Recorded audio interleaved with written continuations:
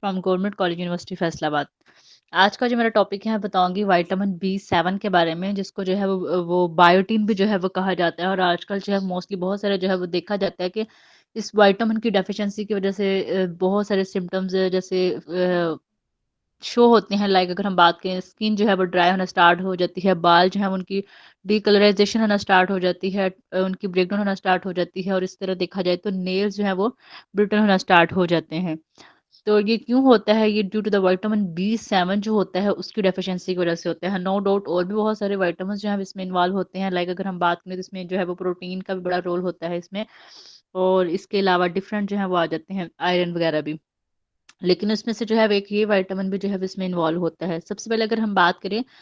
तो यही है कि जितनी भी अगर हम विटामिन की बात करते हैं तो ये मिनरल्स की बात करते हैं, तो विटामिन बेसिकली क्या है, ये ऑर्गेनिक होते हैं। और ये मोस्टली जो है इनकी जो क्वांटिटी होती है, रिक्वायरमेंट होती है हमारी बॉडी के अंदर, वो माइन्यूट क्वांटिटी में होती है।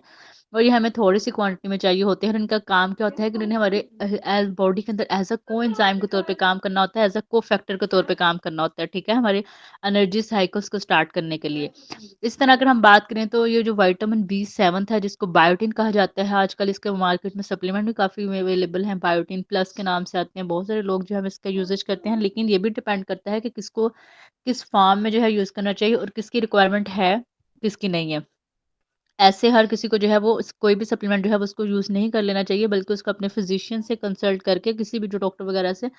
कंसल्ट करके फिर उसका जो है वो यूसेज करना चाहिए, क्योंकि इसकी एक्सेस जो होती है टॉक्सिसिटी से भी इफेक्ट, बैड इफेक्ट जो है वो हो सकते हैं, कोई भी विटामिन है।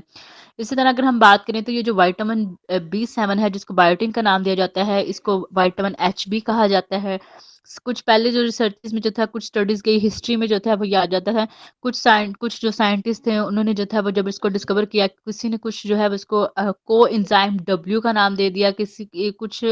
ने इसको जो है वो कोएंजाइम आर के नाम से इसको ड्राइव किया, कुछ जो साइंटिस्ट हैं उन्होंने इसको कोएंजाइम एक्स का नाम दे दिया। लेकिन एट लास्ट जो था, अल्टीमेटली जो इसका फाइनल जो नेम था इस विटामिन का जो डिस्कवर हुआ, उसको विटामिन बी7 मतलब कि बायोटिन जो है उसको कहा गया। और ये वाहद विटामिन है जिसके अंदर जो है वो सल्फर जो है वो प्रेजेंट होता है। ठीक है, सल्फर आयन जो है वो इस विटामिन के अंदर जो है प्रेजेंट होता है। और सल्फर का बेसिकली काम क्या होता है, कुछ हमारे ब्रेन के जो आयंस होते हैं उसमें जो है वो इसका बड़ा इंपॉर्टेंट रोल होता है सल्फर का, जो कि ये जो विटामिन बी7 होता है इसमें जो है वो इन्वॉल्व होता है।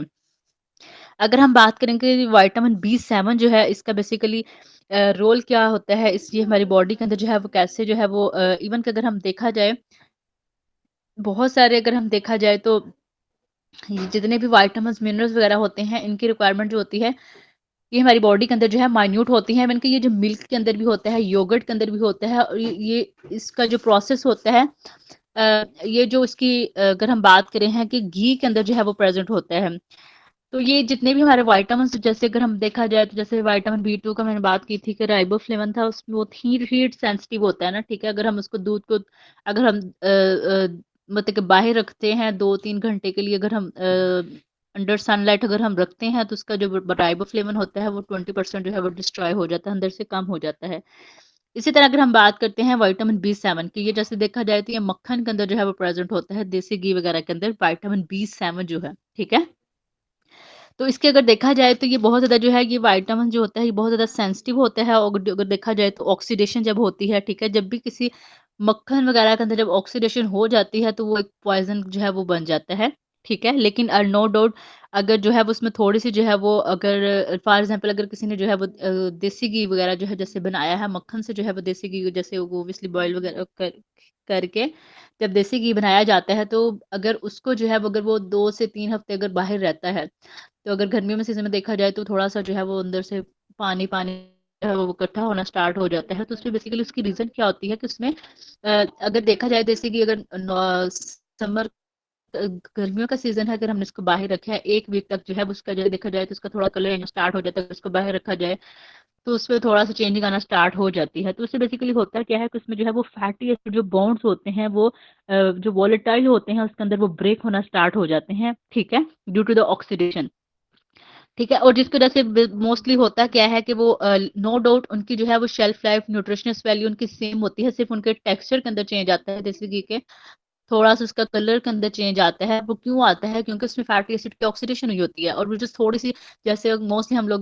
मोस्टली बच्चे जो हैं वो जब भी उसका इंटेक करते हैं तो उनको यही होता है कि इसकी स्मेल आ रही है, ठीक है? तो इसकी मेन रीज़न जो उसमें स्मेल आ रही होती है, वो क्यों आ रही होती है? वो जो फैटी एसिड की जो ऑक्सीडेशन हुई होती है, जो बाहर हमने रखा होता है, इस वज़ह से जो है वो उसकी देसी घी की जो है वो स्मेल आ रही होती है। अगर हम जैसे बिल्कुल स्टार्ट में देखा जाए तो उसकी इतनी नहीं आती, लेकिन कुछ देर बाद जो है 1 वीक 2 वीक बाद जो है वो उसका, जैसे अगर बाहर पड़ा रहे तो उसकी स्मेल आना स्टार्ट हो जाती है। अगर गर्मियों की बात करें, नॉट सर्दियों की बात नहीं कर रही मैं। तो इसकी रीज़न जो है वो ये होती है, नो डाउट उसकी न्यूट्रिशनल वैल्यू जो है वो चेंज नहीं होती, उसकी न्यूट्रिएंट वैल्यू बिल्कुल सेम रहती है और जो स्मेल आती है वो उसकी ये रीज़न होती है। इसमें जो वोलेटाइल एसिड होते हैं वो क्या कर देते हैं, वो एस्केप हो जाते हैं। इसकी जब उनका कॉन्टैक्ट जो है वो होता है एयर वगैरह के साथ, ठीक है? तो लेकिन अगर प्रोलॉन्ग जो है वो जो है बाहर पड़ा रहे तो वो जैसे जो है वो उसका बिल्कुल टेक्सचर टोटली जब चेंज हो जाता है तो वो जो है वो ऑक्सीडेशन जब ज़्यादा लेवल तक हो जाती है तो वो जो है वो पॉइज़न हो जाता है, बल्कि वो फिट नहीं होता ह्यूमन बॉडी को, जाके वो नुकसान ही पहुँचाता है। तो इसमें जो वोलेटाइल एसिड जो कि उसमें फैटी एसिड जो कि होते हैं उसके अंदर, देसी घी के अंदर, उसमें अगर देखा जाए तो इसमें डिफरेंट आ जाते हैं। उसमें जो है एसिटिक एसिड आ जाता है, ब्यूटेरिक आ जाता है, आइसोवैलेरिक आ जाता है, प्रोपियोनिक एसिड आ जाता है, वैलेरिक एसिड, ये सारी चीज़ें जो हैं ये क्या होती हैं कि उसके अंदर जो है वो प्रेज़ेंट होती हैं और ये जो बेसिकली देखा जाए तो इसमें जो है वो विटामिन बी7 का भी बहुत जो है वो बड़ा रोल होता है। वही होता है बल्कि उसके अंदर। अब अगर हम बात करें, ये जितने भी, जैसे मैंने बात की थी, ये जितने भी बी कॉम्प्लेक्स होते हैं ना, इनका मेन काम ही क्या होता है कि इन्होंने हमारे एनर्जी साइकिल में जो है वो रोल प्ले करना होता है। जो भी हमारी बॉडी के डिफरेंट साइकिल्स होते हैं, मैंने कोई भी चीज़ खाई है, बहुत दफ़ा ये बता दिया कि जब भी हम कोई चीज़ खाते हैं उसके पहले जो भी हमारे माउथ के अंदर डाइजेशन होती है, फिर हमारे एसोफेगस से पास होकर स्टमक में जाता है, स्टमक में डिफरेंट एंजाइम पैक करते हैं, फिर बाद में जो है वो स्मॉल इंटेस्टाइन में जाता है, अब्जॉर्प्शन जो है वो स्मॉल इंटेस्टाइन में होती है, डाइजेशन जो है वो कहाँ पे होती है, स्टमक के अंदर होती है, जो थोड़ी बहुत जो डाइजेशन रह गई होती है वो स्मॉल इंटेस्टाइन का जो ऊपर पोर्शन होता है, डोडेनम, वहाँ पे होती है, ठीक है? तो बाकी जो है वो अब्जॉर्प्शन होती है। फिर उसके बाद जो है वो हमारा जो भी न्यूट्रिएंट्स वगैरह होते हैं वो हमारे क्या करते हैं, वो ब्लड में जाते हैं, ब्लड से जो है वो हमारे लीवर में जाते हैं। ब्लड की जितनी रिक्वायर सॉरी उसके बाद जो है वो क्या होता है कि वो लीवर में जाएगा, लीवर जो है वहाँ से क्या करेगा, न्यूट्रिएंट्स की जो है वो डिस्ट्रीब्यूशन करेगा, ठीक है? ब्लड में जाएगा, जितनी हमारी टिश्यू वगैरह जो है वहाँ पे जाएगा, जो एक्स्ट्रा रह जाएगा लीवर में, वो क्या करेगा, वो फैट की फॉर्म में या तो ग्लाइकोजन की फॉर्म में हमारी बॉडी के अंदर जो है वो स्टोर कर देता है, ठीक है? तो ये अब जो सारा प्रोसेस जब हम कोई भी ये पहुँचना होता है, जो एंड प्रोडक्ट होता है ग्लूकोज वगैरह लीवर के अंदर, जिगर के अंदर जो है वो सेल्स, जो भी सेल साइकिल होता है, हर सेल के अंदर जो है माइटोकॉन्ड्रिया होता है, ग्लाइकोलिटिक पाथवे होता है, तो उसमें जो है वो जो एनर्जी साइकिल होता है, जो कि हमें मेन एनर्जी मिलती है, उसमें ये सारे विटामिन मिनरल्स का क्या होता है, रोल होता है। ये मैंने एक शॉर्ट फॉर्म में ओवरऑल बता दिया। जो फिर एक्स्ट्रा जो रह जाता है, जो हमारी बॉडी की रिक्वायरमेंट पूरी होने के बाद जो मटेरियल रह जाता है, वो अगर फैट है, जो रह जाता है, तो वो पहले तो यह है कि वो ग्लाइकोजन की फॉर्म में स्टोर हो जाता है। अगर फिर भी रह गया है, तो वो एक्स्ट्रा जो ग्लूकोज होता है, वो फैट की फॉर्म में भी हमारी बॉडी के अंदर स्टोर होना स्टार्ट हो जाता है। तो इसी तरह जो है वो जो लीवर को नहीं चाहिए होता है, या प्रोटीन कंटेंट वगैरह जो बॉडी की यूजेज हो गई है, मसल्स को मिल गया है, हमारे जितने बॉडी के सेल्स हैं, जैसे कैराटिन सेल्स जो कि हमारे होते हैं, हेयर है, नेल वगैरह, इनकी रिक्वायरमेंट पूरी होने के बाद जो रह जाता है वो एक्स्ट्रा, वो यूरिया की फॉर्म में हमारी बॉडी से किडनी को थ्रू जो है वो एक्सक्रीट आउट हो जाता है। तो ये जो सारे एनर्जी साइकिल होते हैं ना, इनमें हमारे विटामिन जो होते हैं उनका बड़ा इंपॉर्टेंट रोल होता है। तो अगर इनकी विटामिन्स की डेफिशिएंसी हो हमारी बॉडी के अंदर होगी तो बहुत सारे जो है वो एक्यूमुलेट होना स्टार्ट हो जाते हैं प्रोडक्ट्स वगैरह। तो बहुत सारी डेफिशिएंसीज जो हैं वो भी क्या होती हैं, फेस करना पड़ती हैं। इसमें अगर हम देखा जाए तो ये जो विटामिन बी7 होता है, बायोटिन जो होता है, इसका बड़ा रोल होता है। इसमें प्रोटीन जो हम लेते हैं, जैसे चिकन है, मटन है, लेग्यूम्स हैं, दालें हैं, एग है, उसमें जो है ये प्रोटीन होती है। बीन्स हैं, राजमा है, सारी चीज़ें जितनी होती हैं इनके अंदर जो है प्रोटीन होती है। और प्रोटीन का बेसिकली काम क्या होता है कि उसने हमारे मसल्स को स्ट्रेंथ देनी होती है, उसने हमारे ग्रोथ में इन्वॉल्व होता है, उसने हमारे जितने भी हमारे हार्मोन्स होते हैं, वो हमारे एंजाइम्स होते हैं, वो प्रोटीन इन नेचर होते हैं। तो उसमें जो है ये प्रोटीन के मेटाबॉलिज्म में जो है विटामिन बी7 का जो है बड़ा इंपॉर्टेंट रोल होता है। प्रोटीन का मेटाबॉलिज्म क्या मतलब कि जो प्रोटीन की ब्रेकडाउन होती है, अमाइनो एसिड में कन्वर्ट होता है, उसका जो पॉलीपेप्टाइड चेन जो एक बनती है, उसमें जो है वो ये एज अ कोएंजाइम के तौर पे जो है वो काम करता है विटामिन बी7। इसी तरह अगर हम बात करें तो कार्बोहाइड्रेट का जो मेटाबॉलिज्म होता है, इसमें भी जो है ये बड़ा इंपॉर्टेंट रोल प्ले करता है। इसके अलावा अगर देखा जाए तो जो फैट की सिंथेसिस करने में जो है वो उसको जो है ये इसका बड़ा इंपॉर्टेंट रोल होता है। विटामिन अगर हम बात करें तो विटामिन बी7 जो है उसमें इसका बड़ा इंपॉर्टेंट रोल होता है विटामिन बी7 में। इस तरह अगर हम बात करें तो यहाँ पे जो है वो देखा जाए तो क्या होता है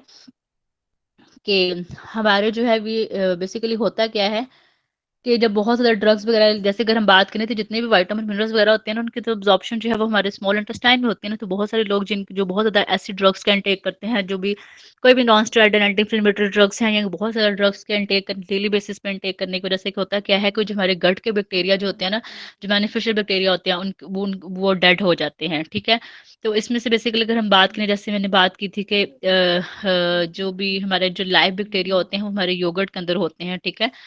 तो उस जब हम उसका इंटेक करते हैं, तो वो जब उसके सेल्स की ब्रेकडाउन होती है, तो उसके बैक्टीरिया के अपने गट के अंदर भी जो है ये सारे विटामिन मिनरल्स जो हैं वो स्टोर होते हैं, जो कि हमें बेनिफिट देते हैं। तो वो लोग जिनको कोई इंटेस्टाइनल डिसऑर्डर होता है या डिजीज होते हैं, उनके अंदर जो है ये विटामिन मिनरल्स की अब्जॉर्प्शन जो है वो प्रॉपर्ली ना होने की वजह से क्या होता है कि उनके अंदर जो है ये डेफिशिएंसी रहती है। फिर वो उनको क्या किया जाता है कि उनको सप्लीमेंट्स रिकमेंड किए जाते हैं। सप्लीमेंट का से बेसिकली होता क्या है कि उनकी अब्जॉर्प्शन जो है वो बायोबिलिटी जो है वो ज़्यादा होती है, वो ब्लड में जो है वो जल्दी अब्जॉर्ब हो जाते हैं और उनकी रिक्वायरमेंट को पूरा कर देते हैं।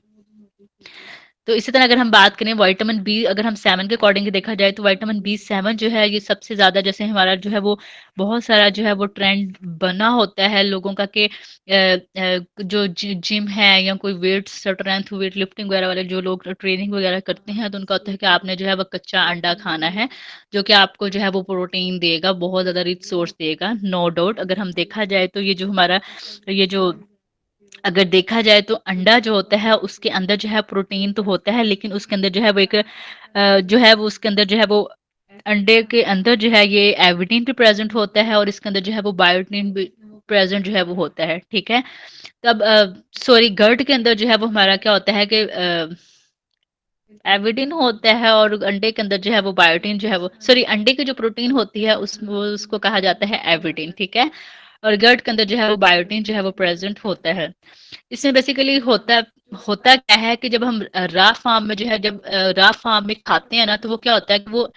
इनएक्टिव होता है जो एविडिन होता है, ठीक है। जो प्रोटीन होती है वो इनएक्टिव फार्म में होती है। जब इनएक्टिव फार्म में जब लोग जो कि कच्चा अंडा जो है वो इसका इंटेक कर लेते हैं, तो वो बेसिकली होता क्या है कि वो जाके जो है वो उसके साथ जो है करता है कि बायोटिन जो होता है उसके साथ बाइंड कर देता है। जब वो बाइंड करता है तो एक कम्प्लेक्स बना लेता है, ठीक है। तो वो कम्प्लेक्स मतलब कि एक बॉन्ड बना लेता है, उसको जो है वो प्रॉपर जो है वो उसकी अब्जॉर्प्शन न्यूट्रिएंट्स वगैरह जो है वो नहीं देता, बल्कि वो फीसिस के थ्रू जो है वो एक्सक्रीट आउट हो जाता है, ठीक है। लेकिन जब हम अंडे को जो है वो एक बॉयल कर लेते हैं, तो एक एक्टिव फार्म में जो है वो कन्वर्ट हो जाता है, ठीक है। फिर वो जब एक्टिव फार्म होती है, फिर वो जो है वो बायोटिन के साथ जाके कंबाइन नहीं होती, तो वो हमारी बॉडी की रिक्वायरमेंट्स को पूरा कर देते हैं। तो इस तरह इस बेसिकली है क्या है कि ये हमारा जो है वो ट्रेंड ये है कि अगर हम कच्चा अंडा खाएंगे तो इससे जो है वो हमारे अब जो है बहुत ज्यादा एनर्जी वगैरह मिलेगी, ऐसा नहीं होता है। बल्कि इससे जो है वो बहुत सारे लोगों को अगर वो लॉन्ग टर्म के लिए दे देते हैं, अगर कोई पर्सन जो है वो 72 डेज 72 दिन जो है अगर रोजाना एक कच्चा अंडा खाता है, तो उसमें बायोटीन विटामिन बी 7 की जो है वो डेफिशिएंसी होती है, क्योंकि वो उसकी बॉडी के अंदर एब्जॉर्ब नहीं होता, बल्कि उसकी बॉडी से एक्सक्रीट आउट हो रहा है, ठीक है, बायोबॉन्ड फॉर्म में होके। तो ये जो है ये मिथ है कि कच्चा अंडा खाने से आपको ये होगा वो होगा, नो डाउट उससे प्रोटीन मिलती है, लेकिन उससे विटामिन जो बायोटीन बी 7 है वो उसकी बॉडी के अंदर डेफिशिएंट होगा। तो इसलिए बेस्ट तो ये है कि बहुत सारे जो जिम ट्रेनर्स होते हैं वो लोगों को रिकमेंड करते हैं कि आप कच्चा अंडा खाएं, लेकिन वो साथ सप्लीमेंट भी रिकमेंड करते हैं, ठीक है। ये मोस्टली होगा कि वो क्या करते हैं कि, और कभी भी ऐसा नहीं होगा कि कच्चे अंडे के साथ फौरन जो है वो सप्लीमेंट रिकमेंड करें। ये हो सकता है कि मॉर्निंग में वो कह दें कि आपने कच्चे अंडे खाना है, लेकिन लेट नाइट वो ये कह देंगे कि आपने बायोटिन का सप्लीमेंट जो है वो लेके सोना है, ठीक है। तो उससे क्या हो जाएगा, अगर वो कच्चा अंडा खा भी रहे हैं तो उससे उनकी बॉडी से अगर कीटो हो गया है, तो रात को वो जो सप्लीमेंट लेंगे उससे क्या हो जाएगी, उनकी रिक्वायरमेंट जो है वो पूरी हो जाएगी, ठीक है। तो इससे ये है कि कभी भी जो है वो खुद जो है वो अपनी बेस पे जो है वो ऐसे कोई भी चीज़ है उसको यूज नहीं करना चाहिए, बल्कि इसकी प्रॉपर जो है वो अपने फिजिशियन से जो है वो कंसल्ट करके जो है वो ये सप्लीमेंट्स वगैरह का जो है वो इनटेक करना चाहिए। इसके अलावा अगर देखा जाए तो ये जो बायोटिन होता है इसका और भी बहुत ज़्यादा इंपॉर्टेंट रोल होता है। इसने हमारी बॉडी के अंदर जो है बहुत सारे जो मैकेनिज्म्स होते हैं उसमें जो है वो में इन्वॉल्व होता है। लाइक अगर हम बात करें जितने भी हमारा सिट्रिक एसिड साइकिल है, या जो हमारा फैट के साइकिल है, लाइक अगर हम बात करें जिसमें ब्यूटा ऑक्सीडेशन वगैरह होती है जो कि हमें एक प्रॉपर एनर्जी देता है, उसके जितने भी जो साइकिल्स होते हैं वहाँ पे एज अ को एंजाइम के तौर पे जो है एज अ को फैक्टर के तौर पे जो है ये काम करता है। ये देखा जाए विटामिन जो बी 7 है उसके अकॉर्डिंग अगर देखा जाए, ठीक है। अगर हम बात करें तो विटामिन बी 7 जो है अगर इसकी हमारी बॉडी के अंदर जो है वो अगर डेफिशिएंसी हो जाए, तो इसकी वजह से जो है वो क्या क्या जो है वो फेस करना पड़ता है, ठीक है। जब सबसे पहले तो ये है कि इसकी डेफिशिएंसी से जैसे मैंने बात की है कि एक तो ये है कि नेल्स जो है वो उसमें जो है वो शाइनिंग जो है वो इसमें खत्म हो जाती है, ठीक है। दूसरी जो है इसकी वजह से जो है वो स्किन जो है उसका कलर जो है वो डल ड्राई जो है वो स्केली सी होना स्टार्ट हो जाती है विटामिन बी 7 की डेफिशिएंसी की वजह से। तीसरा अगर देखा जाए तो इसका जो है स्किन, नेल और हेयर, इसमें इनकी विटामिन बी 7 की डेफिशिएंसी की वजह से जो है वो मेन जो है वो ये वाले सिम्टम्स आते हैं। और दूसरे इसकी वजह से जो सिम्टम्स आते हैं वो ये क्या आता है कि जो पर्सन होता है उसकी मतलब कि प्रॉपर नरिशमेंट ना होने की वजह से क्या होता है कि वो जो है वो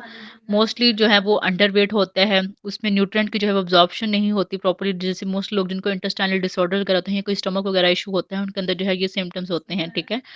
तो उनको जो है ये सिम्टम्स होते हैं। ओके सर, मेरा टॉपिक कंप्लीट हो गया।